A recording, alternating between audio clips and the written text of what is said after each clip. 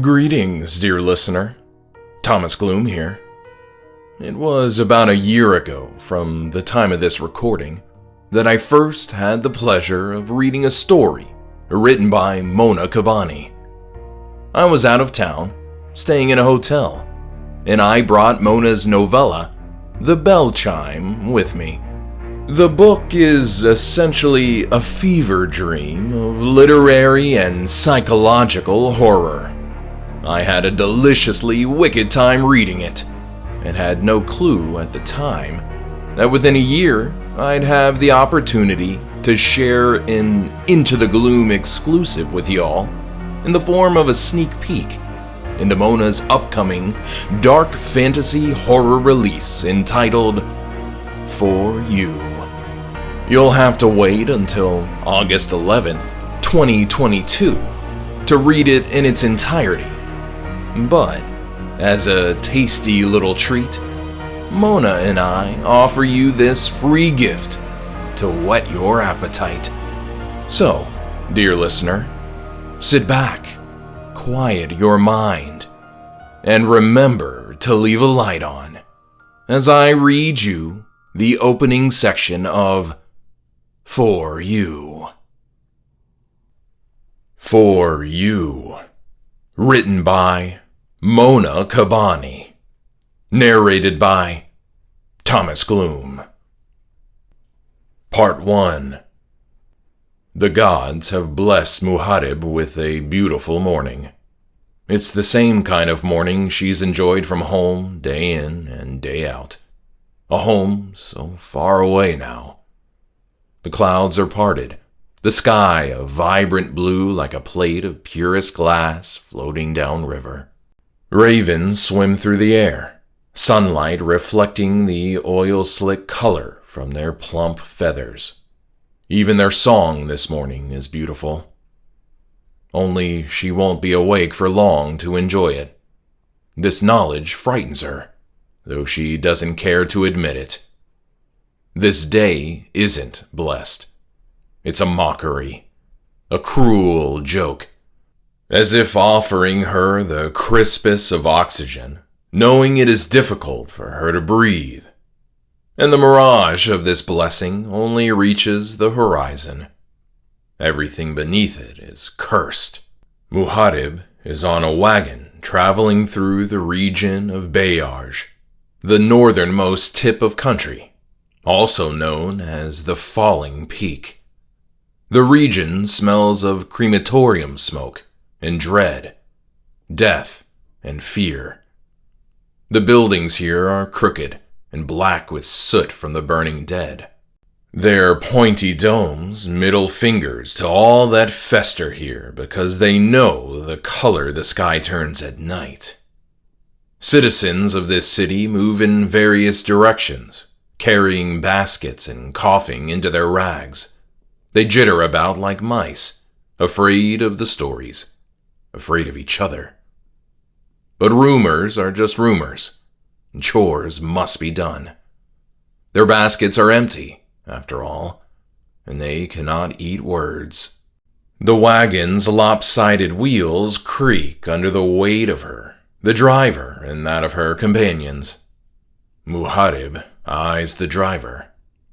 He holds the reins of a great horse and wears a mask, one with a long, black beak and round, dark lenses to see through as though he is a bird of death, as though he believes himself worthy of the symbolism of a god. Perhaps this will protect him. Perhaps it will anger something far beyond him. Muharib will never know. For passengers are not granted the same illusion of safety. It would be a waste. They are all already dead. She looks before her, at the three bodies seated on the opposing bench. To the left is a man, short and fat, who wears a filthy gray shirt made of a textile not even she can identify. Seated center is a brute, a colossal behemoth in a beige tunic, who has remained hunched over, staring down at his large hands for the entirety of this trip. To the right is a woman in rags of red wrapped around her like a dress, the garb of a healer. Unfamiliar faces. People she would never meet in her life back home. Muharib wiggles her wrist slightly under the pressure of the braided restraints beneath the cuffs of her leather gloves. It is a reminder of her promise. A necessity, but it induces a claustrophobia in her all the same. Perhaps if she could twist this way or that, she could relieve herself of the discomfort. Still, when the ropes dig into her reddening skin, she cries out. The stout man to the left looks up at her, alerted by the sound. "Ain't no use," he mumbles after realizing what she is attempting.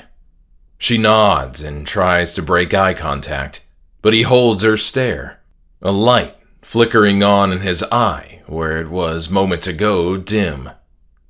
His brow furrows and his mouth slackens. His bottom lip droops forward as if to swan dive off his face, and his eyes squint until she can't tell if he is awake or suddenly asleep. She jumps when he animates with recognition. "Hey!" The tone of his voice alerts the healer to look up. "Ain't you the merchant's girl? Hubban's daughter?"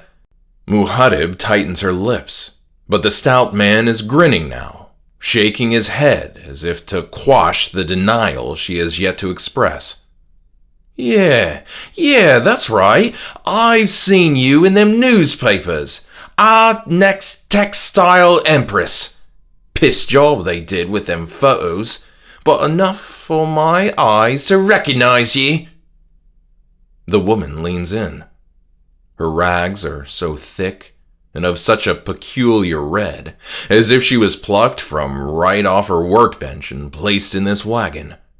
When she leans forward, her restraints creak against her thin wrists. If there is any pain, she pays it no mind. "My words," she says. In her astonishment, her open mouth shows teeth that are dyed black, a sign of high achievement.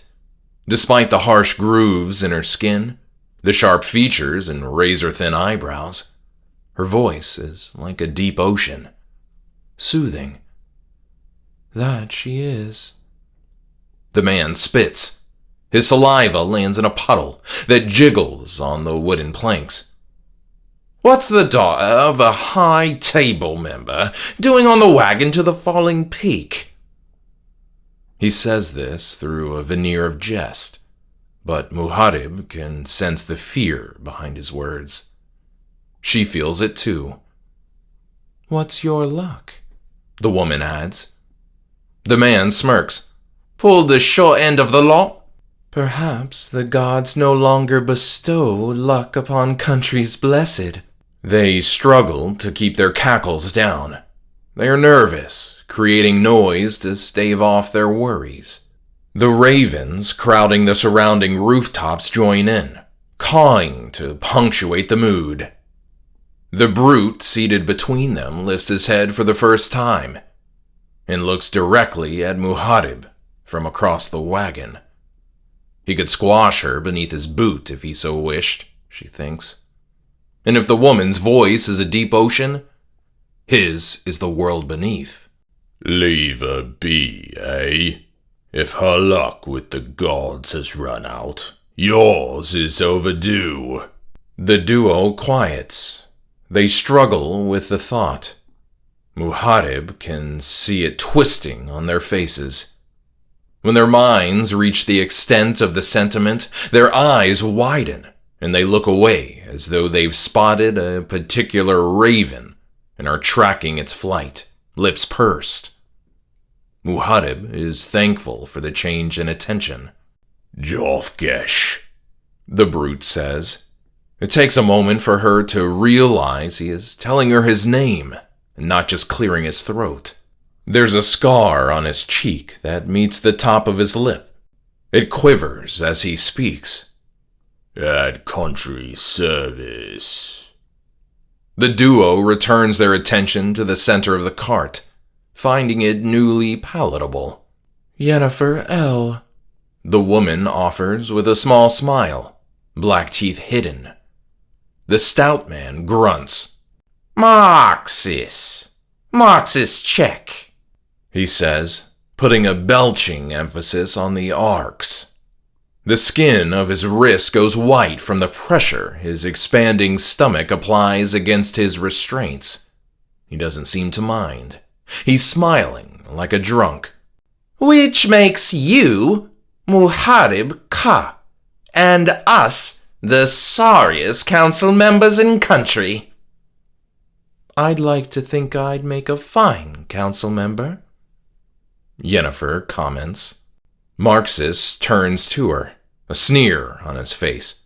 You're here, ain't you? I'm guessing you didn't exactly volunteer. You don't know what I've done, or not done, she counters stubbornly. Marxist rolls his eyes. Oi, Lady claims she's a volunteer. Sure, just like I volunteered to be thrown into the mouths of wolves. It was either this or the dungeons. Not much of a choice. Not much of a volunteer. What was the sentence for? Yennefer squints, annoyed. For the dungeons. What did you do for the dungeons? Oh! Marxist leans back and laughs. Well, I might just be the unluckiest man in all of country. Might have pissed on Wendelhelm Street one too many times. Might have done it in the wrong place at the wrong hour, in front of the wrong lord and lady, who'd decided the city'd had enough of me, if you catch my meaning.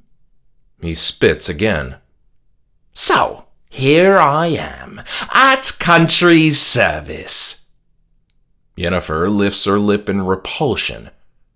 And what fine service you'll deliver. Marxist leans over, only he doesn't get so far on account of his massive gut, and eyes Yennefer from across Joff's chest. Yeah? And what's gotten you the privilege of my pleasant company, healer? He speaks her title with disdain, but it's just a wound, a hurtful lie. No one regards healers with aversion. Perhaps with pity. She glares, sits back, and looks up at the sky. Oi! Didn't you hear me? I asked. The story goes, Yennefer begins, cutting off Marxist like a calm blade through turbulent waters. The healer's garb begins as white. It's a symbol of her introduction into medicine, to show country that they are new and will offer a cheap price because they need the practice. As time goes on, the garb turns red from the failures, from the experience. When you have the money, you seek the healers with the deepest reds. When you don't, you risk the ones in white.